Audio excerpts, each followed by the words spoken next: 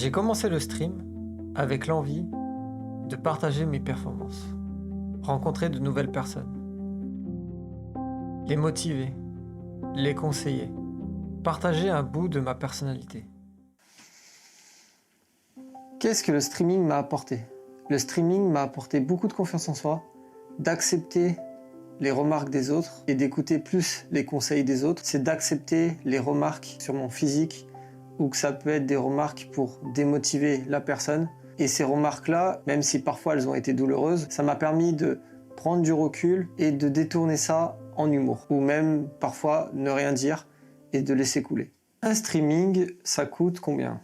Ça coûte environ entre 2000 et 3000 euros si on veut avoir du matériel de qualité. Quand je parle de qualité, c'est quoi? C'est déjà la base, c'est un bon micro. Avec le temps, j'ai arrêté de m'orienter vers les grosses marques. J'ai payé moins cher le micro et j'ai pu me procurer une interface audio de qualité. Maintenant qu'on a parlé du micro, on va parler de la webcam. La webcam, c'est hyper important parce que c'est cette première image que le téléspectateur va voir. Pour avoir une bonne caméra, il faut compter au moins 100 euros, voire plus. Il y a 5 ans, j'ai investi beaucoup trop sur l'éclairage. Bon, j'ai investi plutôt sur un seul éclairage et c'est la K-Lite Air de chez Elgato où je l'ai payé 130 euros.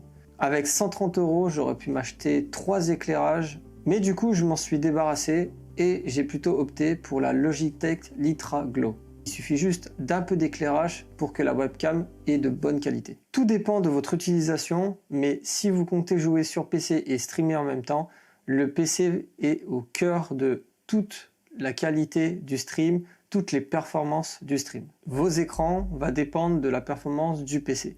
Je m'explique. Votre PC, plutôt la carte graphique, va devoir gérer 2 écrans de Quad HD, donc vous additionnez les 2 écrans et ça fait presque de la 4K à gérer en permanence entre le jeu et le stream. Alors mon conseil est tout simple, c'est si vous avez un PC entre 1000 et 1500 euros, vous êtes obligé de prendre 2 écrans de 1080p si vous voulez garder de la performance. Aujourd'hui, je stream avec un PC à 1500 euros. Ça dépend de votre budget, bien sûr, mais il faut savoir qu'un PC, ça peut monter à 5000 euros, voire plus.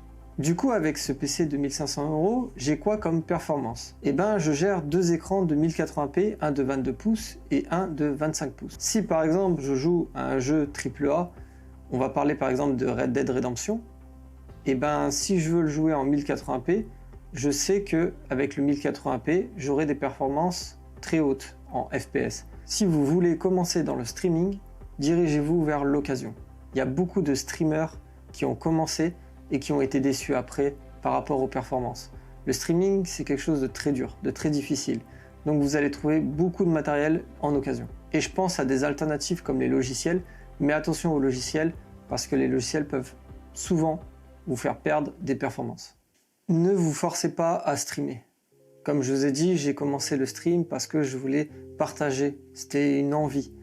Mais ne streamez pas pour autre chose, pour l'argent, pour la gloire, la notoriété. Parce que vous allez vite être démotivé. Maintenant, la question que vous vous posez tous, c'est où il faut streamer.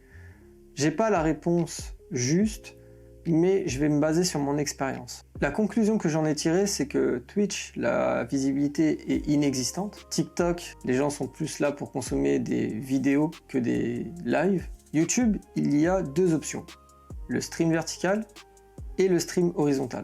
Le YouTube horizontal, c'est un peu comme Twitch, c'est parfois inexistant, mais ça va dépendre du jeu auquel vous jouez. Ça va être pareil pour le YouTube vertical, mais là où c'est fort le YouTube vertical, c'est que vous allez attirer beaucoup plus de monde, peu importe le jeu.